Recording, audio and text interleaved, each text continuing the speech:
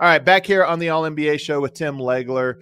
Legs, the other move that happened here, the Los Angeles Lakers have added Marcus Smart to their roster. They obviously need depth. They're in a bit of a compromised position because they really need more guys. Unlike the Clippers, they're the opposite of the Clippers. They don't have guys that can really spell them. They too have old players like LeBron James on their roster. So they add Marcus Smart. He's kind of an interesting player because he's so valuable at certain things, but he's also kind of a tough guy to project, like to fit into every type of lineup. So is this one of the places you expect Marcus Smart to be a good fit? And what does he bring to the Lakers? Here's why I like him in this situation more than probably even at times in Boston or Memphis. It's because he's not going to have the ball as much, and I like that. I don't necessarily completely trust Marcus Smart with making great decisions all the time. I think sometimes he blows me away with his offensive confidence. And it's a great thing to have. Good for him. I mean, it's good to be confident. There are times I think he got a little bit outside of himself offensively throughout his career and can hurt you. In this situation, he'll have the ball some, but primarily off the ball. And look, he's not a great three-point shooter. He's streaky. He can get hot from there, help you. His primary goal in this situation is going to be to take pressure off of Luka Doncic defensively. That's the biggest thing that Marcus Smart is going to do. And that is a luxury now for JJ Redick, that he can be more selective with who Luka guards, protect them a little bit more.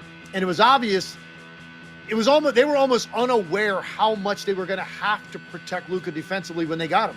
You could see it. Some of the stuff they were doing in games, it was like almost, and even to LeBron James, it was almost like surprising. Like, I knew that he wasn't a great defender. I didn't know we were going to have to go out of our way to this extent. And really compromise ourselves with extra traffic running at people that Luka's guarding, and the way your defense will get completely imbalanced because you're worried about Luka getting blown by. So now you have the luxury to have certain lineups out there where you can have more defense on the floor to protect Luka. And Marcus Smart won't be, for the most part, your primary decision maker with a live handle. That's fine. He can slash, he can get on the boards, do all the dirty work, fight for loose balls, be an irritant, guard guys, knock down some occasional threes, but not be that guy that you're relying on for large minutes of the game to make great decisions and great reads and not turn the ball over. That's not going to be something that's going to be a big factor for him. So in a lot of ways, you think about Westbrook and when he was there and he didn't fit because he needed the ball in his hands to really be effective, and he just looked awkward and out of place all the time in LA. When to slash, when to cut. He would get the ball late in the clock from the three-point line, which was obviously not a good shot for him. So this is, I think, a guy that can fit in with a similar style game in terms of the way he defends and the energy he plays with, all those things, but he'll fit in better offensively with this group, I think, than Westbrook did, and give you more consistent high-level defense against just about anybody. So I like Marcus Smart in this fit and in this situation with the Lakers. I like it conceptually too, and I think you're right. If you look at their roster, their depth chart, there's not a lot of plus defenders. Even if you just say plus defenders, not Luka, not Austin Reeves, not Rui, DeAndre Ayton, not really. So you don't have any perimeter containment. You don't have a great rim protector. I think LeBron can be a great defender. Is that what you're asking him to do all year? Is like, hey, just focus on your defense? Probably not. Two-way player, so he'll pick his spots. I think Jared Vanderbilt is a good defender. Jake LaRavia, okay. Marcus Smart, to me, then becomes not just because I do think he's a tough player. I think offensively what you said about him was almost charitable about his problem is he's too aggressive sometimes. He tries to step outside the lines. He's not a great shooter. So as a softball player, I think there'll be some issues. But defensively, they don't have anybody else that can guard out on the perimeter like that. And so to me, he almost becomes essential despite the fact that he might be a little bit of a clunky fit on offense. Yeah, no, I totally agree with that. And you're right. Listen, they've done some things offensively. You bring in a DeAndre Ayton, right, improves you defensively. Jake LaRavia actually, I think, is competitive defensively. He's a hustle player. Yeah, he's a smart player. I like him. I like him as a reserve rotational player because he plays really, really hard, and he's so smart. He comes up with instinctive plays that help your team win that you really can't quantify in the box score, but you're not going to label him as certainly a shutdown or a lockdown defender. I think Gabe Vincent was a guy that he was terrible the first half of the year, particularly with his shooting. I mean, he looked like he had lost all confidence, and he was coming back from an injury, and he really struggled. He played better down the stretch, But clearly this is an upgrade if Marcus Smart is healthy. This is a significant upgrade at those backup guard minutes. So I like it, man. I don't know how much I like the Lakers. I want to see them a little bit. They're one of those teams that I just don't think you have any choice but to reserve judgment. Some of these teams I feel comfortable when I'm thinking about Houston, Denver, Right. the Clippers. I feel comfortable. Even Minnesota. Like, I kind of know what they are, what they're going to be, what to expect. And, hey, maybe the ceiling's a little higher or maybe the floor's a little lower. You know, that'll play out over time. But I'm pretty comfortable within a certain range who they are. I feel like I don't know what to expect out of the Lakers. I want to see Luka at the start of the year. I want to see what Ayton looks like and how they use him. I want to see what these new guys look like and what they bring. What Marcus Smart brings, what Jake LaRavia brings. So I have a lot of question marks about the Lakers. So I think it's not like you're sitting on the fence. I need to see that product for 20 games at the start of the year to get a better understanding of what all of this really means in terms of the hierarchy in the Western Conference. And I think the thing about the Lakers is you look at their roster, it's not very deep, and then you start to think about just inevitably through the course of the season, guys come in and out of the lineup.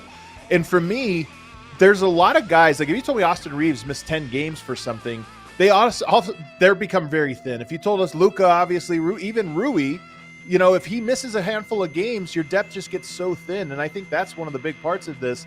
And Marcus Smart, if he does have to step into like that high, he's starting and now he's playing all these minutes. I think it helps them. I think it makes their best punch better.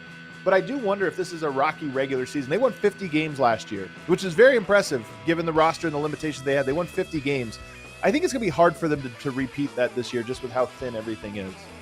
Yeah, I agree with that, man. Like I think, some of these teams at the top of the West have gotten better, or they are what they are, which is a champion in the case of the Thunder, and they won 68 games last year. Like, they're not any worse, that's for sure. There's going to be a different offseason for them, so we'll see what their approach is and how it affects them. They're young guys, so you think that they'll be okay, but it's still going to be different. It's just you're a champion now. Just you carry yourself differently, you feel differently. Are they as hungry? Do they want to, put something together here over the next 5-6 years to be one of the all-time great teams? That's what their goal is going to be. I don't know if they're going to be able to live up to that. They're also going to have to make decisions on their role players because they just paid their top 3 guys. So a lot. So you're going to have to plug and play now with some of these other guys that were really important to you. And you don't know always that it's going to fit. But other teams clearly have gotten better. Let's see what's up with the Lakers, man. They're an interesting team to me. I think there's just a lot of questions, Adam, and they're going to answer those questions, I think, pretty early in the year. You're going to have a much better idea of this team's relevance, and a lot of it, to be honest, hinges on what Luka Doncic looks like at the start of the year. True. One of the things, Adam, you and I have talked about on here, much as, we've loved Luka, and I particularly have praised Luka when he was in Dallas and some of the things I said and predicted for him. One thing that is true, he has not been on a great regular season team. He just hasn't. Like, his teams have not won 58, 60, 62, 65 games. I mean, he hasn't been on one of those teams in the regular season as great as a player as he is. Now, they've made a couple really nice runs when he was in Dallas, got to a final, got to a conference final. But those weren't like elite regular seasons. Like, that's what sets the tone. You want to impress me and make me think the Lakers have a real shot in the West? They come out of the gate 15-5 with Luka setting the tone every night. Like, right out of the gate, play like an MVP. Not where you're like, oh, he's going to ramp it up as he continues to get into shape.